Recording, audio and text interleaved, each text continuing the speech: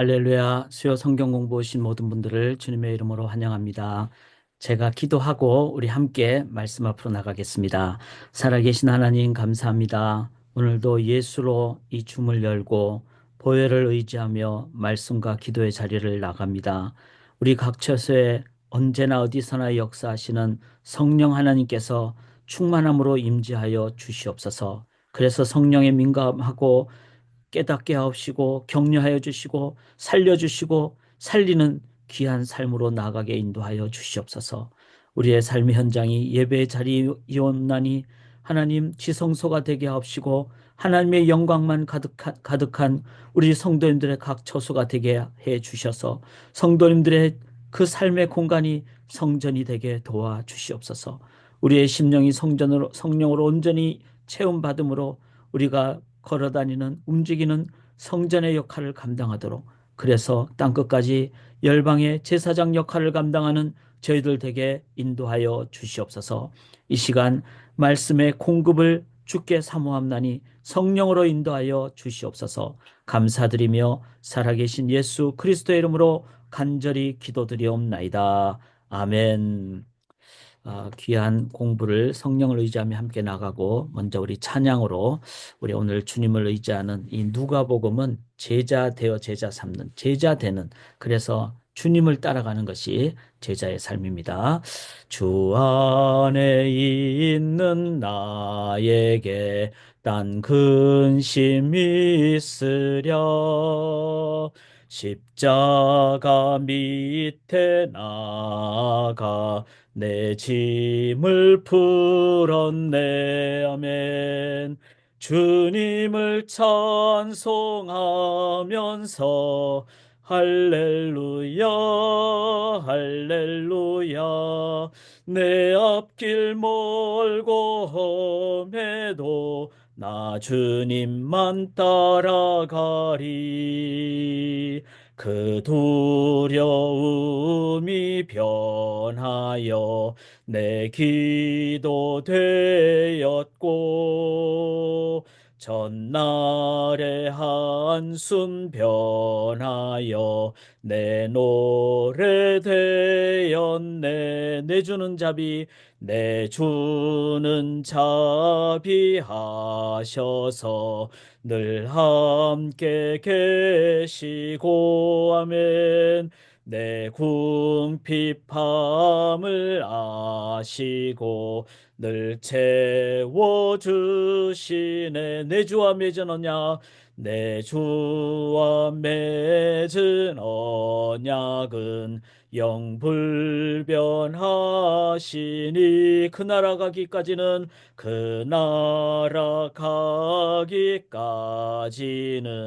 늘 보호하시네. 아멘. 주님을 찬송하면서 할렐루야 할렐루야. 내 앞길 멀고 험해도 나 주님만 따라가리. 주님을 찬송하면서 할렐루야 할렐루야. 내 앞길 멀고 험해도 나 주님만 따라가리. 아멘. 주님만 따라가는 이 의미를 기억하면서 우리가 누가복음 함께 나가시는데, 우리가 이렇게 찬송을 제가 새 아침 기도회 때 새벽에도 찬양하고 이렇게 수요일에는 저녁에도 찬양하고 각 처소에서 이 찬송 제 목소리를 이렇게 들으시면서 또 함께 마이크는 끄시지만 힘차게 불러주실 때 우리 가족에게 참 교육도 되고 또 하나님이 영광 받으시는 귀한 가정이 될 줄 믿습니다. 그렇게 찬양이 넘치는 우리 가정들 되기를 바라면서요. 우리가 누가복음 이제 지난주에 이어서 오늘 함께 계속 강독을 하는데, 이 누가복음의 이 내용을 이제 뭐 60년, 70년이라든지 복음 전파의 역동성. 이 누가는 이제 의사잖아요. 그러니까 이제 이방인에게 복음을 전하는 그래서 역동적인 복음이다. 그래서 누가는 헬라인으로서 더 복음을 더 넓게 하는 그래서 이제 그는 예루살렘 사람이 아니었습니다. 수리아 안디옥 사람이었어요. 그러다 보니까 이제 다소의 의술도 습득했고 그다음에 빌립보 동행도 하고 로마까지 여기 왼쪽이 로마잖아요. 이탈리아에 있는 로마까지 동행한 당시에 여기 수리아 안디옥에서부터 심지어 예루살렘에서 수리아까지도 아마 한 3시간 고속버스로는 3시간 넘게 이렇게 이제 거리가 될 겁니다. 그리고 여기서 로마까지 가는 것은 소위 말해서 이제 바다도 건너가야 되는 상황이죠. 그러니까 이 엄청난 먼 길을 갔다는 것은 단 하나 복음의 역동성입니다. 우리가 복음을 제대로 받으면은 그 속에 살아 움직이기 때문에 거리도 멀리 가게 되고 또 많은 사람에게도 가게 되고 어떤 어려움도 넘게 되는 그런 놀라운 능력을 갖게 된다. 참 그 복음을 우리가 이제 계속 이 시대에도 회복할 때 저는 막 교회가 죽어간다. 그거는 어떻게 보면은 어 지상의 어떤 우리의 문제점 때문에 그렇지 하나님이 문제가 있는 거 아니잖아요. 하나님이 살아 계시잖아요. 복음은 동일한 복음이잖아요.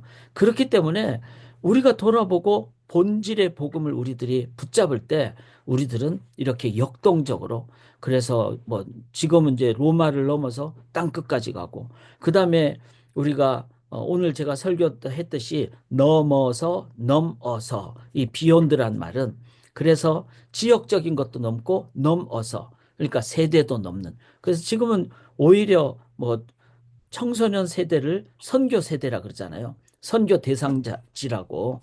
그다음에 한국 가면은 대학생들 캠퍼스가 선교지가 됐어요. 그런 지역까지도 우리가 넘어서 가는 바로 복음 전가로 나가는 그 복음의 역동성이 분명히 있는데 특별히 누가복음에는 훨씬 더 많다는 겁니다. 왜? 이 데오빌로에게 보낸 복음이고 또 누가 자체가 헬라인이고 이런 걸 봤을 때 이 속에 그 역동적 다이나믹스가 있다는 것을 기억할 때 저는 참 누가복음을 저희들이 계속해서 좀 계속 이렇게 리피트 반복해서 나누면 좋겠다. 자, 역동적 사역, 성육신, 하나님이 인간으로까지 내려오신 이런 부분, 기쁨이 있고 한 개인 개인에게 복음 전파의 마음이 있다. 그 다음에 성령의 역사. 제가 지난번에도 말씀드렸죠. 사도행전에 57회나 언급이 됐어요. 사도행전은 누가 썼죠? 누가가 썼습니다. 사도행전은 누가가 썼습니다. 그래서 누가는 누가복음과 사도행전을 썼습니다. 의사인데도 오늘날 얘기하면 엔지니어잖아요. 과학자잖아요. 그런데 성령의 역사를 체험을 했을 때 그가 정교한 의사의 어떤 관점도 기록하고 그가 오히려 더 놀란 거예요. 나는 이성적으로 논리적으로만 생각했는데 이거를 뛰어넘는 하나님의 역사가 있다. 그래서 오히려 이런 과학을 하는 사람들이 하나님의 그 임재하심과 능력을 체험했을 때 그들은 더 균형 잡힌 전인적인 그리고 하나님의 사역에 그 놀라움을 더 체험을 하게 된다는 것이죠. 그리고 또 누가가 기도를 중요시 여겼다는 것. 또 부활 이후에 승천 전까지의 모습도 기록했다는 것. 이거 되게 중요한 부분이죠. 왜냐하면은 부활 이후라는 것은 우리가 영원히 사는 그 주님 다시 오실 때 그 모습을 우리가 볼 수 있는 부분이기 때문에. 그리고 여긴 종말론이 있고 그다음에 하나님 나라가 있다는 거예요. 그래서 제가 생각할 때는 누가복음은 총체적인 복음에 대한 다양함을 우리가 배울 수 있는 것입니다. 저는 개인적으로 다 좋아해요. 뭐 안 좋아할 복음이 어디 있겠습니까? 저는 그 옛날에 셀프 성경이라고 그 아가페 출판사에서 나온 그런 셀프 성경이 있어요. 이제 그러니까 주석 성경이죠. 제가 그 셀프 성경의 그 이제 주석 부분에 요한복음하고 시편을 제가 이제 집필을 했거든요. 제가 그때 출판사를 또 이제 또 언어들 잡으러 다녔기 때문에 그래서 이제 출판이 어떤 상황에서 그 요한복음은 정말 중요합니다. 그래서 저처럼 철학을 한 사람이나 또 신학을 공부한 사람이 참 맞는 것이죠. 그런데 이렇게 신학과 철학 쪽에 있는 사람들의 문제는 뭔가 하면은 다이나믹스가 좀 떨어져요. 근데 누가복음은 다이나믹스가 있는 거예요. 그게 역동성이 있는 겁니다. 그런 면에서 우리가 마태, 마가, 누가, 요한 이 사복음서를 다 보는 것이 신앙의 균형을 갖는데 매우 중요합니다. 제가 늘 말씀드리지만 우리가 한쪽으로 치우치는 게 위험한 겁니다. 왜냐하면 그게 전부라고 생각하니까 그쪽을 안 따라가는 사람들 보면은 다른 사람들은 다 그냥 비판을 해버리고 그리고 극단적이 되면 본인만 맞다고 생각하는 분파가 되기가 쉽다는 거죠. 예수님은 전체적으로 봐야 됩니다. 왜? 예수님은 하나님이자 인간으로 오셨고 삼위일체 하나님도 마찬가지잖아요. 삼위일체니까 그걸 전인적으로 균형적으로 우리가 봐야 되는데 막 어떤 교단은 뭐 성부에 가깝다든지 어떤 교단은 성령에 가깝다든지 이제 물론 강조점은 가질 수가 있어요. 그런데 그것만이 전부다 혹은 그쪽에 치우쳐 버리면은 이 익스트림 극단이 되면은 그건 문제가 될 수가 있다는 거죠. 자, 그런 면에서 저처럼 요한복음을 좋아하는 사람이 누가복음을 좋아할 수밖에 없는 이유는 균형 잡힌 시각을 갖는다. 그래서 누가복음이 모두 몇 장입니까? 24장이죠. 참 제가 이제 우리가 매일 성경을 매일 이렇게 새벽마다 함께 나누고 그다음에 수요일에는 일주일 분량 다음 주에는요. 제가 미리 광고를 드리지만 사순절이 시작하는 수요일이에요. 그래서 다음 주는 누가복음을 안 하고 사순절에 대해서 전체적인 그 특강을 할 겁니다. 그럼 40일 동안 여러분 40일 동안 영혼의 순례를 하는 것을 하실 때 우리는 훨씬 더 성장을 넘어 성숙으로 나가게 됩니다. 그래서 다음 주는 이제 특강이 되겠고 그 다음 주에는 이제 계속해서 누가복음을 십몇 장까지 하면은 1장부터 쭉 같이 이렇게 해서 제가 이렇게 리피트하는 이유는 말씀이 너무나 소중하기 때문에 그렇습니다. 그 속에 깊이가 있기 때문에. 자, 그런 의미로 오늘도 본문을 보시면서 우리가 말씀을 하는데 제가 누가 보면 가장 중요한 어떤 관점 중에 하나가 1장 4절이야. 같이 읽읍시다. 이는 데오빌로 각하죠. 각하가 알고 있는 바를 더 확실하게 하려 하며. 자, 개역 성경은 more이라는 의미가 첨부가 됐어요. 그런데 영어는 어떻게 됐죠? So that you may know the exact truth about the things you have been taught. 너에게 이제 가르쳐진 그 내용에 대해서 그, 그 진리, 그 정확한 그 진리. 그래서 여기서 더라는 말은 이제 뭐 정관사 더 이렇게 되겠죠.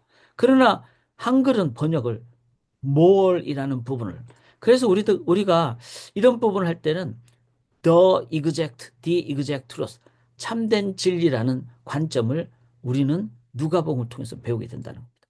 그러나 뭘이라는 관점도 있다는 거예요. 그래서 제가 항상 자주 사용하는 성경 구절은 에베소 3장 18절에서 19절에 보면 예수님의 사랑은 더 넓고 예수님의 사랑은 더 길어서 우리 자손 세대까지 주님 다시 오실 때까지 더 높게 하나님의 영적 그 권위와 권능으로 하나님의 지혜로 더 깊게 우리의 내면의 깊숙한 곳까지도 우리들은 나아가게 되는 그런 의미의 the more라는 의미라는 겁니다. 그래서 우리가 누가복음을 저는 그렇게 좀 인트로덕션을 하고 싶은 거예요. 서론을 누가복음을 통해서 참된 진리, 진정한 진리 뿐만 아니라 내가 지금 알고 있는 신앙의 단계에서 좀 더 성숙해지는, 좀 더 잘하는 그걸 누가복음을 통해서 그렇게 할 때 우리들은 신앙생활은 분명한 성장이 계속 있다.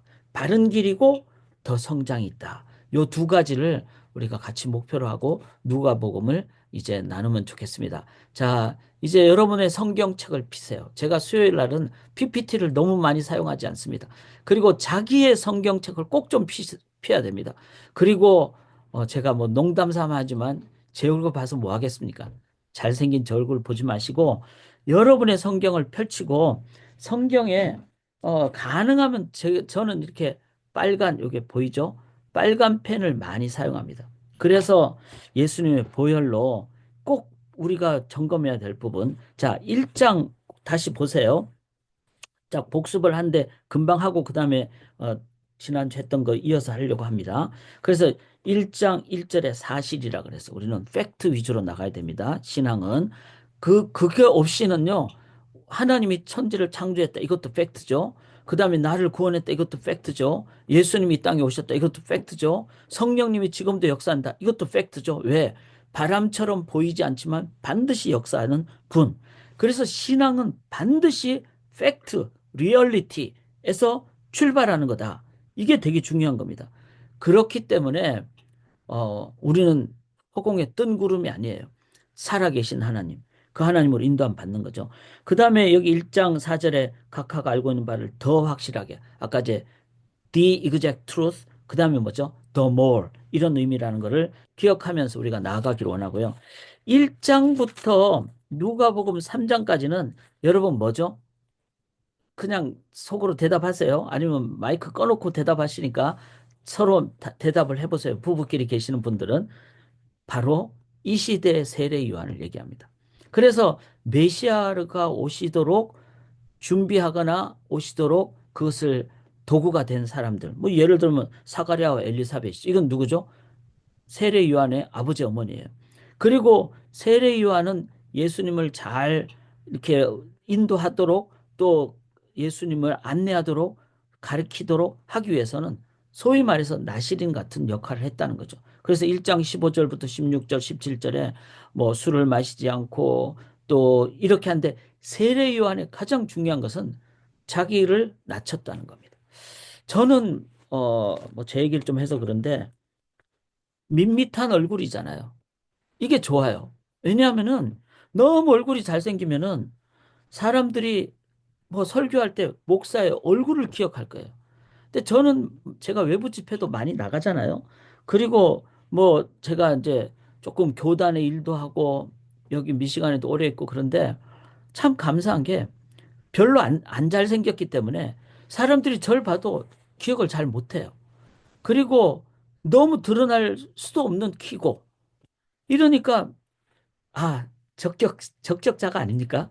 사람은 낮아지고, 그, 그냥 모든 것이 낮아지고, 우리 안에 계신 예수님만 높여줘야 돼요.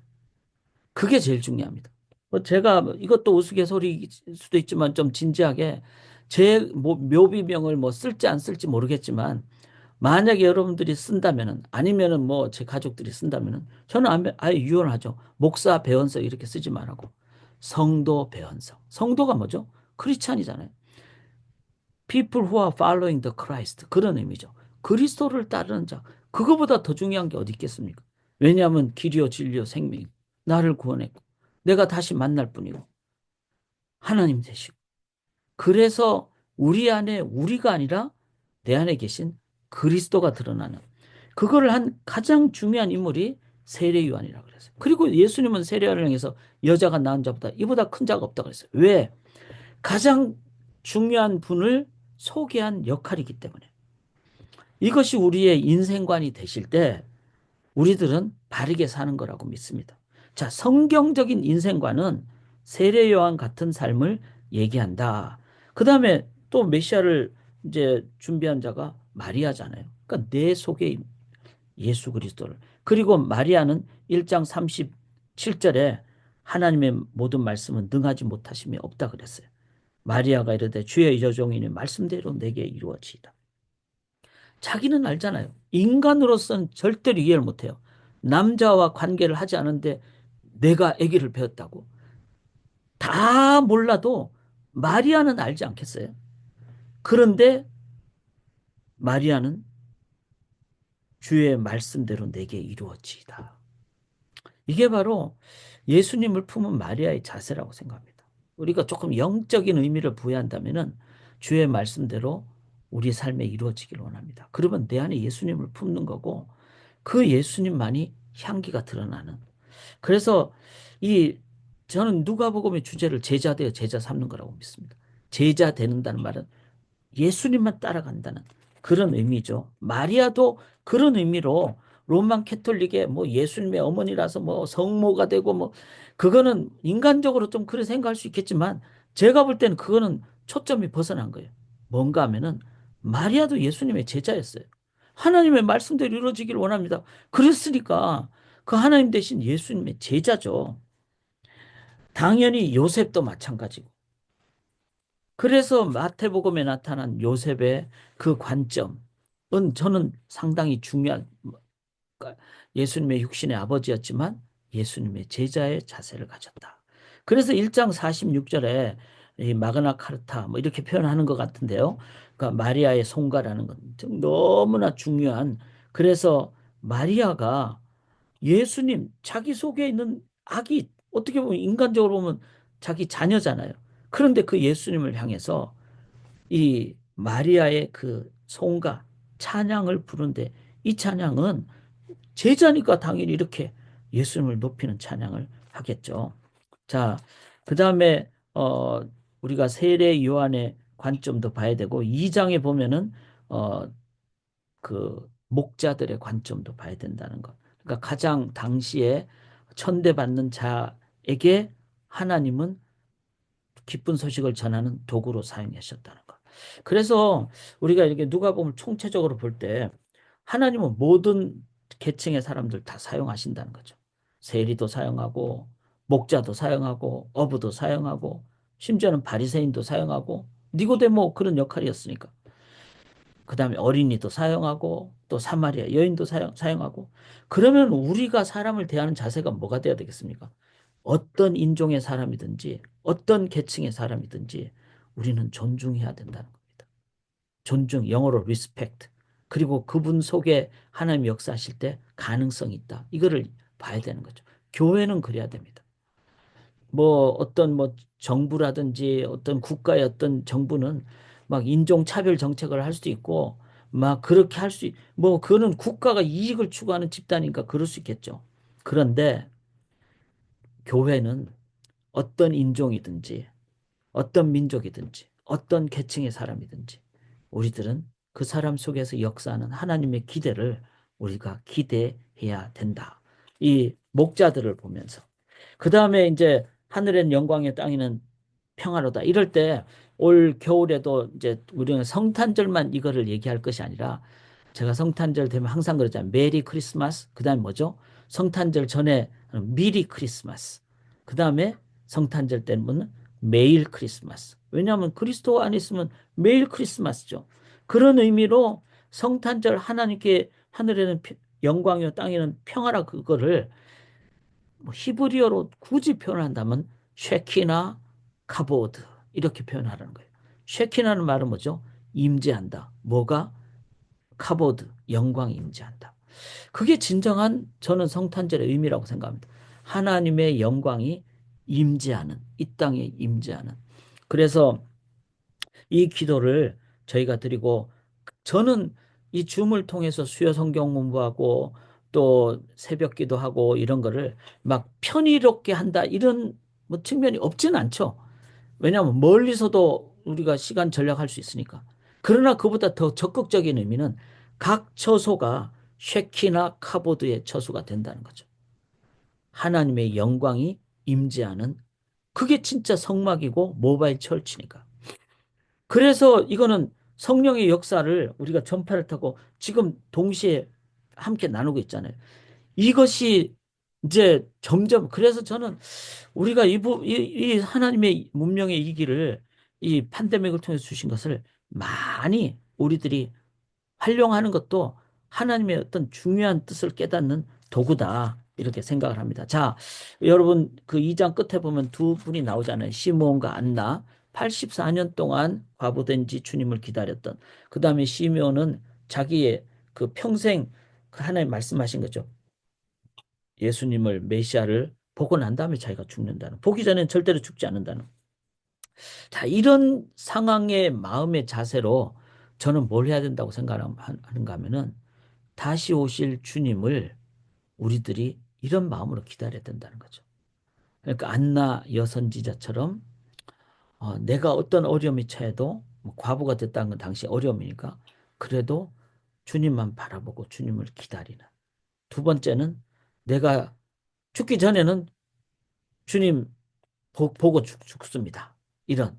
자, 이거는 다시 오실 주님에 대한 우리의 자세가 돼야 돼요. 그러니까 세리안처럼 그다음에 그 사가랴처럼 믿음 없이 그러다가 벙어리 되지 말고 엘리사벳처럼 성령으로 복중에 세례요한이 뛰노는 마리아처럼 요셉처럼 세례요한처럼 그렇게 나가야 되는데 중요한 것은 다시 오실 주님의 현재성이 있다는 거예요.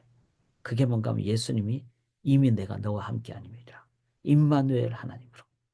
그리고 하나님의 나라가 너희 안에 임하느니라.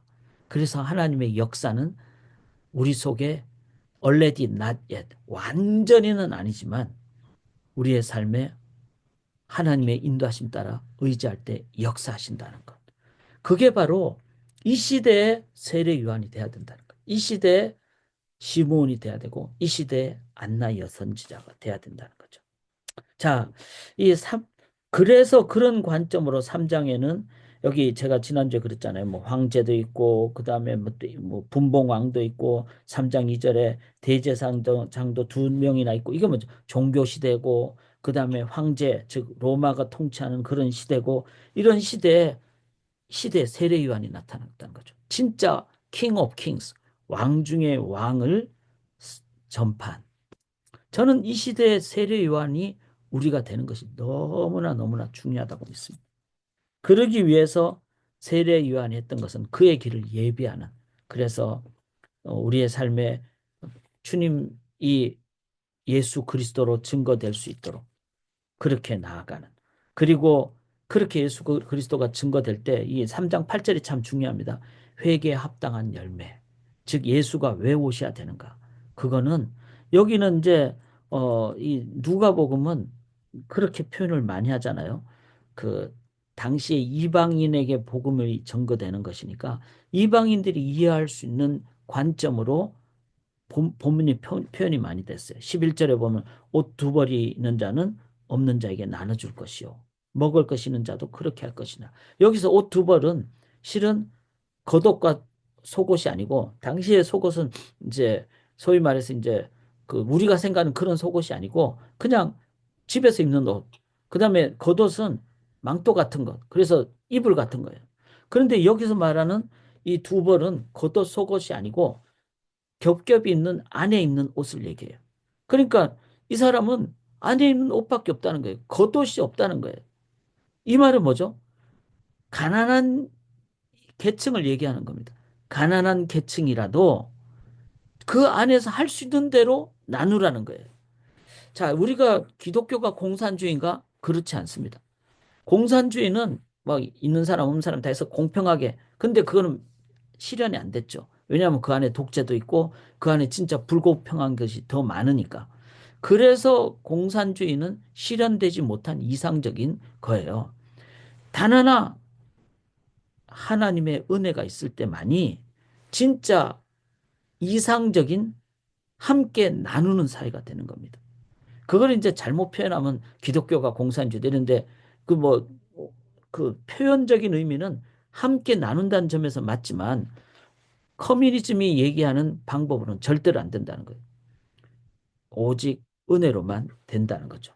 그래서 내 안에 은혜가 있을 때 내가 가진 것이 과부의 두 랩돈밖에 없다. 그러면 한 랩돈이라도 나누는 그런 것이 진정한 우리의 그 나눔의 모습. 자, 이거는 뭐죠? 물질에까지도 우리의 그 나눔의 모습을 갖는 것. 이게 회개에 합당한 열매라는 거예요. 자, 여기서 주의해야 될 것은 누가복음에 계속 나옵니다.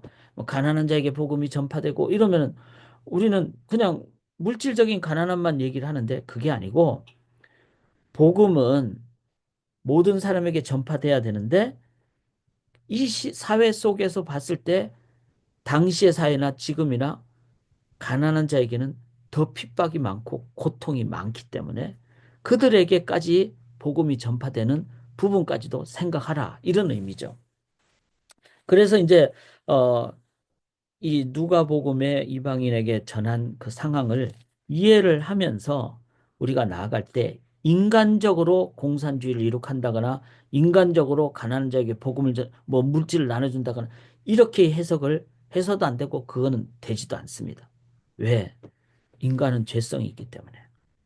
주의 은혜로 구원을 받은 사람은 모든 사람에게 복음을 전하지만 그와 함께 사회적으로 시스템적으로 더 곤란에 찬 어려움을 찬 자들에게 우리는 더 사랑을 나눠주게 되는 그것까지. 근데 출발이 어디냐? 은혜로부터 출발한다는 거예요. 그리고 회개 합당한 열매는 그 영역의 어려운 자들을 우리가 외면치 아니한다는 것까지 가는. 그것을 행할 때 이 진정한 복음에 그래서 돈만 주는 복음이 아니라 복음과 은혜를 나눠주면서 그들에게 필요한 것도 나눠주는 전인적인 복음 전파를 우리가 하게 되는 이 원리를 우리들이 잘 이해를 하셔야지 어, 이 해방주의 신학이 안 됩니다. 그리고 진짜 복음에 의한 사람은 당연히 부자에게도 복음 전해야 되겠죠. 그러나 가난한 자는 그 속에 어려움이 더 많은 부분을 주의 은혜를 가진 사람들은 그것까지도 우리들이 외면치 않고 나누는. 그래서 전인적인 사랑을 베풀어 주는 것까지 가야 된다. 이제 이거를 저희들이 이해하면서 나아갈 수 있기를 원합니다. 자, 여기서 이제 이 3장 마지막 부분이 참 중요한데요. 3장 3장 이제 그 23절부터 보면은 요셉부터 이제 거꾸로 올라가잖아요. 거꾸로 올라가는데 마지막 3장 38절 뭐죠? 그 위는 에노스요, 그 위는 셋이요, 그 위는 아담이요, 그 위는 하나님이시니라. 자, 이게 이제 사실에 근거한다고 했잖아요. 그러니까 쭉 올라가 보니까 이제 인간이 할 수 있는 최대는 족보를 끝까지 거꾸로 가면은 이제 아담까지 가겠죠. 그럼 아담 이상은 영원하신 하나님께서 아담을 창조하신 것까지 가야지 궁극적인 것이 되잖아요. 자, 이런 자세가 너무 중요하다는 겁니다. 이거를 이제 그 아르케라 그래요. 철학에서는. 이게 뭐 철학 용어이기도 한데 본질이라 그러죠. 원질. 그러니까 우리는 first cause, 최초의 원인까지 나가는 자세를 가져야 돼요. 그게 가장 진지한 자세죠. 그래서 우리가 이제 믿지 않은 사람과 어떤 신앙적인 어떤 진리에 관한 토론을 할 때 제일 중요한 것은 우리가 어디서 왔는가. 그거를 우리가 봐야 되는데 아르케 그 본질은 뭘까? 그런 부분을 진지한 사람은 나누다 보면은 결국은 인간이 이런 질서가 있는 세상이 저절로 됐다. 그거는 소위 말해서 이제 가설이죠. 그러니까 설이죠, 설. 진화설이죠. 진화론이 아닙니다. 증명할 수가 없는 것이기 때문에 설이죠. 그렇다면은 질서를 잇는 이 세상이 있기 위해서는 저절로 무질서한 것 속에서 아니면 아무것도 없는 것에서 뭐가 생겼다는 진화론은 논리가 성립이 안 되는 거예요. 뭔가 질서가 있는 데서부터 나오는 거니까. 그래서 거꾸로 갔을 때 인간의 출발은 그 출발이 저절로가 아니라 이렇게 정교한 이 질서 있는 인간계는 질서 있는 존재로부터 나왔다. 근데 인간을 뛰어넘는 피조계를 뛰어넘는 영역은 뭘까?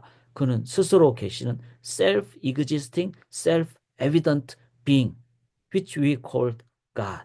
God is perfect being and absolute being. 뭐 철학적인 표현이긴 한데 절대적인 존재라는 것은 스스로 있어야 되고 영혼 전부터 있어야 되고 그것이 없이는 지금 이 세상에 이런 질서가 있을 수가 없다는 거예요. 이게 이제 논리적으로도 이렇게 되는데 그거를 막 우기면은 그다음부터는 이제 우기는 거죠. 그리고 그 속에는 인간의 어떤 어, 인간의 이제 소위 말해서 무신론이죠.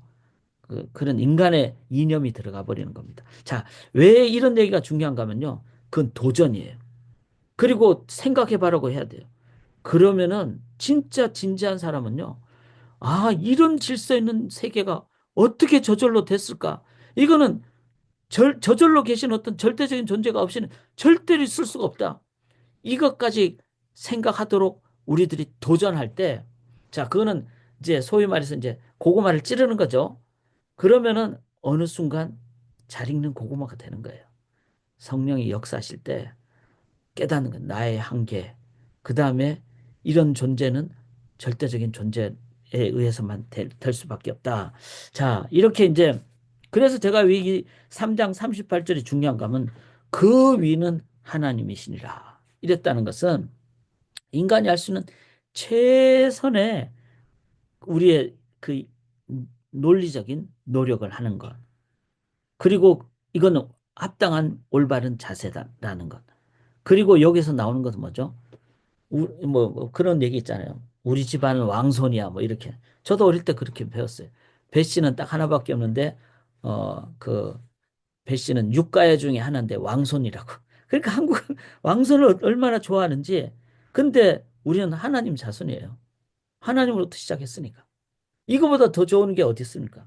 우리는 진짜 뼈대 있는 가문이고 훌륭한 가문이에요. 하나님의 자손이란다. 자, 이거를 기억하시면서 4장으로 넘어갑니다. 4장은 이제 그 제자 되는 삶의 본질 되시는 예수님에 가는 장면이에요. 자, 제가 빨리 좀 진행을 해볼게요. 4장 1절에 예수께서 성령의 충만함을 받았다 그랬어요. 그러니까 예수님도 늘 성령을 이끌림을 받으셨어요. 충만함을 받았다. 이 말은 뭐죠?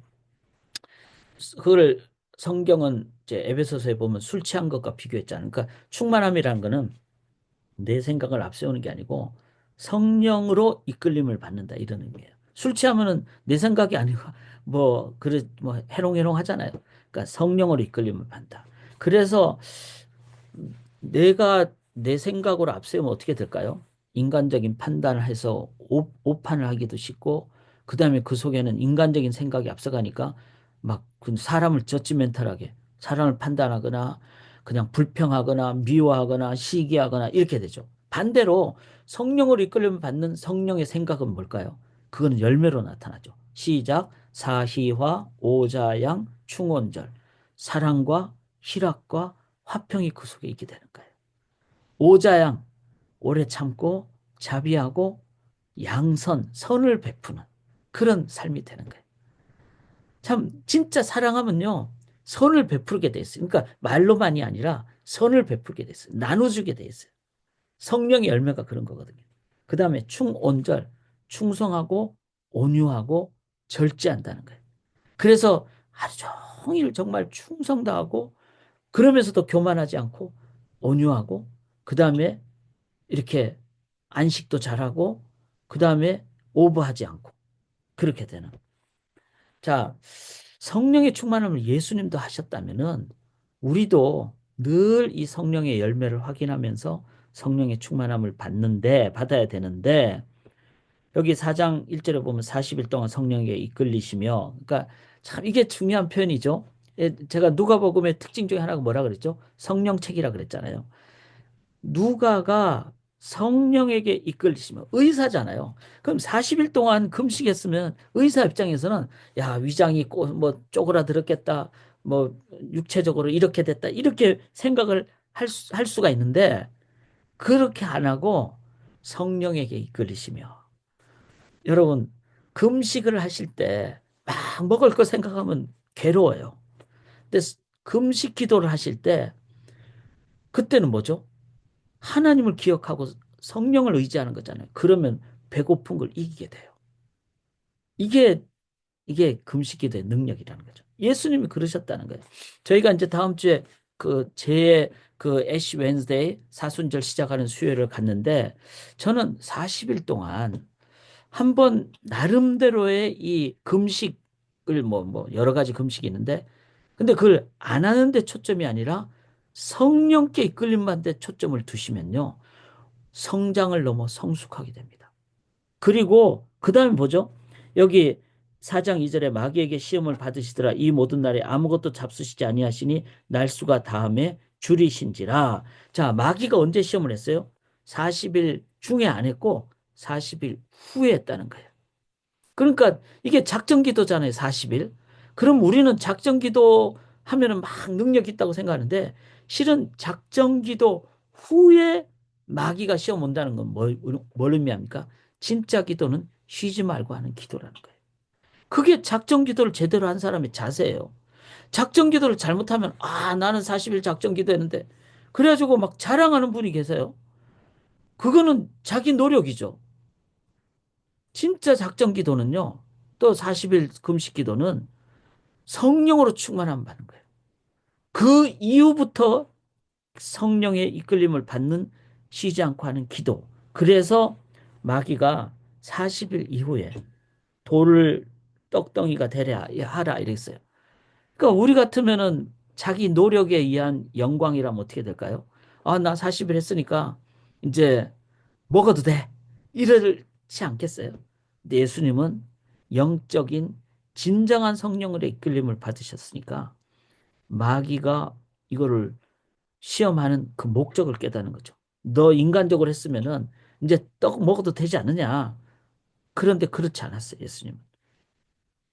쉬지 않고 기도하는 그 이끌림을 받으셨기 때문에 이제 물질욕에 사로잡히지 않았다. 자, 그 다음에 이제 제가 퀴즈를 하나 내면요. 예수님의 세 가지 시험 있잖아요. 돌이 떡이 되게 하고, 그 다음에 누가복음 4장에 보면은 5절에 이제 그 천하만국을 보이면서 나한테 절하라. 그러면은 이제 다 주겠다. 이렇게 얘기를 했어요. 세 번째는 성전 꼭대기에 이제 데려가서 뛰어내리라. 그러면은 이제 하나님도 받아줄 것이다. 이렇게 했잖아요. 자, 이 세 가지가 마태복음에는 순서가 다르게 나와요. 마태복음에는 돌떡, 이거는 먼저 나와요. 두 번째가 성전 꼭대기 나요. 그러니까 세 번째가 이제 천하만국을 보여주면서. 그래서 누가복음하고 순서가 달라요. 그러면 자 이럴 때는 질문해야 되겠죠. 아, 이거 성경이 틀린 게 아니냐. 그런데 이거는 성경을 몰라서 그렇죠. 왜냐하면 성경은 누가복음은 헬라인에게 쓴 것이고 마태복음은 누구에게 쓴 거예요? 유대인에게 쓴 거예요. 누가복음 먼저 썼습니까? 마태복음 먼저 썼습니까? 이것도 퀴즈죠. 누가복음 먼저 썼어요. 제일 먼저 쓴 건 뭐죠? 마가복음. 마가복음 팩트 위주로. 그 다음에 그걸 토대로 누가는 이방인에게 썼다는 것. 그걸 토대로 마가복음과 누가복음을 기존으로 해서 그걸 토대로 유대인에게 마태복음을 썼어요. 이 세 복음서를 토대로 요한이 이제 80년, 90년경에 썼다. 7, 80년? 그 정도 하여튼 한참 후에 제일 마지막으로 썼다. 자, 이렇기 때문에 순서적으로 예수님이 시험 받은 그 시간적인 순서는 누가복음이 그렇게 기록했다. 이렇게 될 가능성이 많아요. 그래서 누가복음은 돌떡, 그다음에 성전 꼭대기, 그다음에 천하만민, 만국. 그러면 이제 돌떡은 뭐죠? 인간의 본질적인 것. 그다음에 성전 꼭대기는 바로 예수님의 어떤 신성, 그 다음에 예수님이 가지고 계시는 인성, 하나님을 시험하지 말라. 이런 부분. 그 다음에 천하만국은 이제 모든 것의 어떤 뭐 명예욕도 되지만 이제 천하만국, 뭐 열방 이런 의미 되죠. 그런 의미로 점차 이렇게 되는 순서적으로 이제 기록을 한 부분이 되는. 자, 그런데 누가복음은 이렇게 돌떡 천하만국 왜냐하면 헬라인에게 그다음에 성전 이렇게 하나님의 어떤 시험하지 마는 그런 관점인데 마태복음은 성전이 두 번째로 기록되는 것은 유대인에게는 성전의 어떤 중요성 이런 부분 그래서 하나님과의 관계를 먼저 우선적으로 둔 그래서 마태는 그 순서를 바꿨다는 거죠. 근데 이런 것은 왜 그런가 하면은 그 말씀을 받는 청중을 생각하면서 그렇게 바꿨다. 이 속에는 그 성경이 틀린 게 아니라 청중을 향한 그 입장을 고려한 기록의 어떤 목적이 있다. 이렇게 보시면 된다는 거죠. 그 다음에 이제 13절을 보시면 마귀가 모든 시험을 당한 후에 얼마 동안 떠나니라. 이게 참 중요하죠. 얼마 동안. 그러니까 지금도 주님 오시기 전까지는 얼마 동안 해당하는 겁니다. 그러면 마귀가 항상 역사할 수 있다는 거예요. 그래서 저희가 어떻게 보면은 목숨 걸고 쉬지 않고 기도해야 됩니다. 그리고 하나님 의지해야 됩니다. 왜냐하면 우리가 잠깐이라도 이렇게 그 쉬는 동안에 마귀가 틈을 탈 수가 있기 때문에. 이 부분을 잘 기억하는 것은 저는 상당히 중요한 제자로서 가져야 될 자세다. 자, 4장 15절에 보면 여러 회당에서 가르쳤죠. 그래서 이렇게 계속 보면 회당이란 얘기가 많이 나옵니다. 이거는 뭘 의미하죠? 예수님은 이 회당을 잘 활용하셨다. 그래서 하나님 앞에 버릴 것이 없어요. 성전 있고 성전이 이제 못 갔을 때 유대인들은 디아스포라 유대인들은 모든 곳곳에 회당을 만들었어요. 그리고 그것은 예수님의 가르치는 장소가 됐고 바울이 선교하는 장소가 됐다는 것을 기억을 하면서 이런 부분 또한 우리들이 이제 그 선교 전초 기지를 어떻게 활용할 것인가 이런 부분도 우리가 기억을 해야만 합니다. 자, 이게 뭐 선교지 가면 그런 얘기가 있어요. 모스크 있잖아요. 모스크. 모스크가 이제 소위 말해서 이슬람권에는 다 있거든요. 그러니까 복음을 증거할 때 이제 어떤 상황이 되면은 복음이 들어가면은 모스크가 소위 말해서 예배당이 되는 그 역사를 우리가 기억을 해야 돼요. 그래서 공간 활용 이런 거. 자, 이게 하여튼 언젠가 한번 이런 부분도 우리가 좀 나눠보면 좋겠다 이런 생각을 합니다. 자, 그 다음에 이제 4장 16절에 보면은, 이사야서를 펼치는데 18절에 주의 성령이 내게 임하셨으니 이는 가난한 자에게 복음을 전하게 하시려고. 자, 이거는 누가복음의 관점에서 봐야 된다. 요런 거를 보셔야 되는데, 이거 아까 중요합니다. 제가 이걸 자꾸 그냥 뭐 해방신학적인 관점에서 막 가난한 자에게만 이렇게 그게 아니고, 누가가 가진 역사적인 배경 때문에 이방인에게 그 복음을 증거하고 그것은 당시에 차별을 받는 그래서 더 어려움을 겪는 그 자들에게도 우리가 복음을 전하고 복음의 혜택 그거는 뭐죠? 전인적인 복음이니까 그들에게 뭐 차별이라든지 또 실질적으로 물질의 어떤 영역까지도 나눠지는 그런 부분을 예수님이 결코 무시하지 않으셨다는 거예요. 그러나 이 모든 것의 결과는 뭘까? 결국은 뭘까? 자, 여기 4장 18절에 보면은 이사야 61장이라고 되어 있어요. 그래서 이사야 61장을 한번 펴보세요. 여러분 성경을. 이사야 61장. 이사야 61장을 펴보시면은 61장에 보시면은 이제 이 내용이 나잖아요. 61장 1절에 주 여호와 영이 내게 내리셨으니 그러면서 가난한 자에게 그리고 이건 또 겸손한 자에게 이렇게 표현을 했다는 거예요. 그러나 이제 본질적인 표현은 가난한 자니까 어 그 누가복음에서는 가난한 자라고 표현했고 그다음에 보세요. 6장 1절에 가난한 자에게 아름다운 소식을 전하게 하려 하심이라 나를 보내사 마음이 상한 자를 고치며 포로된 자에게 자유를 갇힌 자에게 노임을 선포하며 이랬는데 여기 뭐 포로된 자에게 자유를 갇힌 자에게 이렇게 하는 부분은 있지만 마음이 상한 자 요거는 실은 누가복음엔 없어요. 그러니까 누가가 이사야서를 인용을 하지만 자신의 그 청중인 이방인들에게 맞는 부분으로 그 부분을 인용을 했다는 거죠. 이제 이런 부분을 우리가 보면서 대상을 어떻게 했느냐에 따라서 성경의 내용을 누가는 이렇게 인용을 하고 이런 것도 이해를 하셔야 되는데 이거는 이제 케이스 바이 케이스의 이해를 하는 차원이고 그러나 본질적인 것은 61장 6절 이사야 61장 6절에 오직 너희는 여호와의 제사장이라 일컬음을 받을 것이라. 이게 중요한 거예요. 그러니까 성경 전체를 통해서 우리가 타협할 수 없는 동일한 컨시스턴시, 일맥상통하는 것은 우리가 케이스 바이 케이스로 하면 안 되겠죠. 그건 뭐죠? 이스라엘 백성들은 그들이 최고가 아니라 가나안으로 인도하는 것은 열방의 제사장이 되기 위함이다. 출애굽기 19장. 그 다음에 61장에 한 번 더 확인하자는 너희는 여호와의 제사장이라. 그래서 이스라엘 백성들은 자신의 나라가 선택받은 민족으로 최고가 아니라 그들은 도구일 따름이다. 이게 성경 전체 컨시스턴트하게 적용되는 해석이라는 거예요. 이거를 이제는 누가는 열방이 제사장의 그 입장이니까 헬라인인 누가에게까지도 복음이 증가됐고 이 누가는 또 가난한 자들에게까지 복음을 증가하는 그러니까 모든 영역에까지 복음을 전가하는. 그런데 그 핵심이 뭐죠? 그 다음에 또 하나 컨시스턴트한 거는 다시 누가복음 4장 21절 보시면 이에 예수께서 그들에게 말씀하시되 이 글이 오늘 너희 귀에 응하였느라. 오늘 너희에게 응했다는 말은 뭐죠? 메시아가 핵심이라는 거예요. 예수 그리스도가 핵심이라는 거예요. 그러니까 구약에서도 뭐 번제단 그다음에 모든 제물 수천 번, 수만 번, 수억 번, 수억 번까지는 아닐 수도 있겠지만 수천만 번 드렸던 그 아침 저녁에 상번제, 번제, 소제, 화목제, 속건제, 속제제 모든 제물들의 핵심 뭐죠? 예수가 메시아라는 거예요. 그리스도라는 거예요. 다윗도 메시아의 그림자의 역할을 따름이죠. 이거는 성경 전체에 컨시스턴트한 거죠.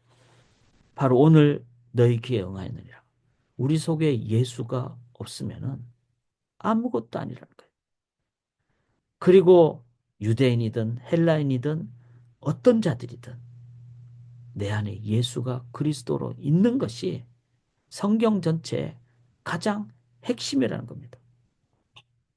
그 예수를 누가복음을 통해서 우리는 구원자일 뿐만 아니라 스승으로 우리가 나아가는, 따라가는 제자의 삶을 살아가는. 자, 그 다음에 이제 조금만 더 보죠. 여기 4장 22절에 보면은 이제 이 사람 이렇게 하는 예수님의 말을 놀랍게 여기는데 그 다음에 딱 보니까 이 사람이 나사렛 출신이 아닌가. 그러면서 24절에 선지자가 고향에서는 환영을 받는 자가 없느니라. 그렇게 얘기를 하니까 이제 예수님께서는 구약의 예를 드시면서 다 이방인에게도 복음이 전해졌다. 뭐 이런 얘기를 하시면서 우리들의 생각을 뛰어넘는 시각을 요구를 하십니다. 우리가 이제 시각이 우리에게 한계가 있어요. 그래서 우리는 선입견이라고 그러죠. 내 선입견으로 모든 거를 그러니까 좀 머리가 아픈 거예요. 내가 이해가 안 되거나 내 선입견을 안에 있으니까 시각이 좁은 거예요. 그래서 우리가 어, 주님의 시각으로 우리가 모든 사람을 바라보는 이게 인간관이잖아요. 진짜 인간관이잖아요. 그게 오늘날 이 시대에 돼야 되는데 뭐 오늘도 뉴스를 봤는데 뭐 영주권을 얻기 위해서는 뭐 몇십억 원을 내야 되고 이런 정책이 발표된다는 상황이 됐을 때 자칫 잘못하면 미국 최고주의가 돼서는 안 되잖아요. 미국 사람들도 다 이 땅에 하나님이 주인이고 우리는 이 땅에 텐트지 하우스가 아니잖아요. 그런 면에서 뭐 미국 시민권이 최고다 이럴 필요도 없고 우리는 어느 곳에서 어떻게 살든지 우리는 이 땅에서 순례자이다. 텐트에 산다. 우리의 하우스는 주님 오실 때 우리가 가게 된다. 이 개념 또한 정립을 해야지 우리의 어떤 시각을 우리가 이제 넘어가는 이제 성경대로 우리가 나아갈 수 있기를 원합니다. 자, 저는 그 4장 40절에 보시면 예수님 이제 가난한 자들을 고쳐 주실 뿐만 아니라 병자들도 고쳐 주죠. 근데 40절에 일일이 그 위에 손을 얹으사 고치시니 참 이 내용 보면서 저는 오늘 은혜를 많이 받았어요. 목회자로서 성도님 한 분 한 분을 어떻게 대해야 될까? 한 분 한 분. 그거는 바로 한 분 한 분이 천하보다 소중하다. 그리고 우리 교회가 목회자가 다 이렇게 뭐 성도님들 섬기는 것도 해야 되지만 적어도 성도님들의 소그룹은 저는 강화돼야 된다고 생각합니다. 그래야지 한 분 한 분이 서로가 서로에게 이렇게 치유를 받는 그런 모습을 갖게 된다. 그 다음에 이제 42절 보시면 날이 밝음에 예수께서 나와서 한적한 곳. 자, 이걸 한번 생각해서요. 날이 밝은데 한적한 곳에 가셨으니 날이 밝다는 말은 새벽 오히려 미명에 동이 틀 때 예수님은 잠자리에서 나와서 어디로 가셨어요? 한적한 곳에 가셨다는 거예요. 제가 뭘 말할지는 아시겠죠? 또 계속 나옵니다. 그 다음에 43절에 하나님 나라의 복음을 전한다. 이렇게. 그래서 이 누가복음에 이제 계속 우리가 묵상을 하면서 하나님 나라 복음이 뭘까? 다양하거든요. 그걸 너무나 좁게 보셔도 안 되고 이 부분을 핵심을 보시면서도 균형 잡히게 보셔야 된다는 거예요. 자, 이제 5장으로 넘어가면은 사람이 변하는 장면인데 베드로가 변하는 장면이잖아요. 물고기 잡는 어부에서 사람을 낚는 어부가 되는. 근데 어떻게 변화됐습니까? 첫째는 5장 2절에 보면은 예수님이 베드로의 배를 보셨다는 거예요. 그러니까 하나님이 우리를 찬찬하게 보십니다. 우리의 신음소리도 들으신다는 거죠. 그래서 우리가 기도가 저는 중요하다고 생각합니다. 그러니까 그냥 우리가 생각하는 거하고 하나님께 기도를 올려드리는 거하고는 다르다고 믿습니다. 왜냐하면은 하나님은 영이시니 그 다음에 우리 아버지시고 근데 이제 인격적인 관계잖아요. 그런데 하나님 보고 용돈 주세요. 그리고 돈 딱 받고 그냥 도망가 버리면은 그 하나님 인격적인 분이시기 때문에 별로 안 좋아하신다는 겁니다. 그런데 신음소리조차 기도로 올려드릴 때 어떨 때는 신음소리라는 거는 내가 말로 표현을 못할 정도로 아프다는 걸 얘기하잖아요. 근데 그 기도를 하나님은 들으신다는 거예요. 왜? 베드로가 한 마리도 못 잡은 그 배를 뭐죠? pay attention. 아주 세밀하게 보셨다는 걸 의미합니다. 저는 우리 하나님이 지금도 우리를 보신다고 믿습니다. 그리고는 베드로의 배에 오르지 않습니까? 그러면 베드로가 말씀을 잘 듣지 않았겠어요? 자기 배에 올라갔으니까. 그러니까 예수님이 이제 깊은 데에 금을 던져라 그러니까 베드로가 5장에 5절에 말씀에 의지하여 이렇게 하죠. 그래서 자, 존재가 먼저입니다. 하나님이 우리를 먼저 보시는 것. 그 다음에 그게 대해서 우리가 인지하는 것. 말씀을 이렇게 듣는 것. 그럴 때 그 말씀이 우리 속에 역사하는 것. 그리고는 그 다음에 말씀이 우리에게 역사하는 것에 그 에비던스는 내가 그 말씀에 순종하는가 안 하는가. 베드로가 말씀에 의지하 이렇게 깊은 데에 금을 던지는. 이 말씀에 내가 제대로 깨달음이 있으면은 내가 순종하는가 안 하는가. 그리고 그 순종의 결과는 뭐죠? 2배 가득한. 이거는 뭐죠? 베드로가 평생 동안 경험해 보지 못한 놀라운 하나님의 풍성함을 체험했다는 것을 얘기합니다. 신앙의 어떤 경험 중에 하나가 세상이 줄 수 없는 평안을 누린다는 거예요. 그리고 세상이 줄 수 없는 소위 말해서 기쁨을 누린다는 거예요. 대통령 자리 100개를 갖다 줘도 아깝지 않을 만큼, 바꾸지 못할 만큼. 내 몫에 칼을 들어왔는데 너 예수 믿으면 죽일래 그래도 그나 얼마든지 죽겠어 하고 할 만큼. 그게 바로 세상이 줄 수 없는 경험을 하는 거예요. 근데 중요한 거는 그 경험과 함께 동시에 뭘 경험하는가 하면은 신적 경험을 하는 거예요. 이게 8절에 주여 나를 떠나소서 나는 죄인으로서이다. 자, 여러분, 인간이 언제 죄인이라고 깨닫죠? 햇빛이 딱 뜨면은 밝게 되면 먼지가 보이잖아요. 먼지가. 밝은 곳에 가야지 죄가 보이는 거예요. 하나님 앞에 가야지 내가 죄인임을 깨닫게 된다는 거죠. 이게 신적 경험이에요. 그리고 그 죄인이 된 자가 이제는 예수님이 말씀하셨죠. 네가 사람을 취할 것이다. 그랬을 때 베드로가 어떻게 합니까? 다 모든 것을 내려놓고 이거는 뭐죠? 이제 일용할 양식이고 그다음에 내 삶의 목적은 이런 물고기가 아니라는 것. 인생관이 바뀌는 거죠. 그리고는 마지막 결론이 제일 중요해요. 5장 11절에 누구를 따르느니라? 예수를 따르느라 했어요. 베드로가 이제 제자가 돼서 다른 사람에게 전도하려고 사람에게 갔다. 이렇게 표현 안 했어요. 예수를 따르느니라 그랬어요. 여기에 진짜 능력이 있다고 믿습니다.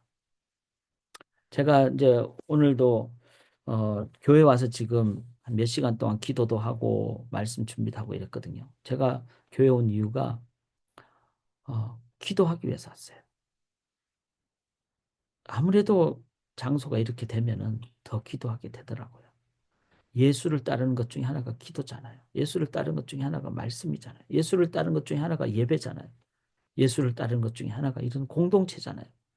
이렇게 예수를 따를 때, 또 개인적으로 그렇게 예수님을 따를 때 길이 보여요. 영혼이 보여요. 그리고 그 영혼의 안타까움이 보여요.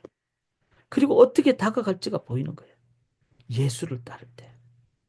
우리는 세상으로 가야 된다고 얘기하지만 성경은 우리가 예수께로 가야 된다고 얘기합니다. 그럴 때 어디로 가야 될지, 어떻게 가야 될지 그것이 보일 줄 믿습니다. 오늘 좀 시간이 다 됐으니까 제가 오늘 여기까지만 할게요. 여기까지만 하는데 어, 정리하고 제가 마치겠습니다. 이거는 뭐 지난주 했던 부분이니까 누가복음에 대한 계속적인 부분을 하나님 나라입니다. 예수를 따르는 것. 그걸 저희가 하고요. 다음 주일은 특강을 합니다. 다음 주 수요일은. 그래서 한번 일주일 동안 조금 준비를 해보시기를 원합니다. 이제 40일 우리 부활주일까지 영혼의 순례를 내가 어떻게 뭘 걸어가고 싶은가. 그리고 이걸 통해서 내 인격이 변화되고 내 삶의 어떤 성숙함이 더해지는 그런 길을 저희가 일주일 동안 준비하고 다음 주에 한번 첫날부터 걸어갈 수 있기를 원합니다. 질문은 개인적으로 해주시면 좋겠고요. 누가복음 읽으시다가 어떤 부분이든지 여러분 이해 안 되면은 질문해 주시면 되겠습니다. 제가 기도하고 한 10분 정도 여러분 예수를 따르겠습니다. 그 기도할 수 있기를 원합니다. 주님, 인간으로 오셨기에 모범이 되시고 우리가 더 이해 잘할 수 있고 더 따라갈 구체적인 모습을 보게 됩니다. 예수님의 인간관도 보게 되고 시간관도 보게 되고 물질관도 보게 됩니다. 그리고 주님께서 우리의 마음도 보시고 어, 우리를 일일이 한 사람 한 사람 다 사랑하시는 것을 기억하면서 이제 그 주님 앞에 우리 자신도 내어놓습니다. 주님만 따름으로 주님을 통하여 영혼을 향하여 나아가는 주님의 마음으로 나가는 그런 저희들 될 수 있도록 주님 이제 주님을 기도로 교제하기를 원하옵나니 주님 임재하여 주시옵소서. 감사드리며 예수 그리스도의 이름으로 간절히 기도드리옵나이다. 아멘.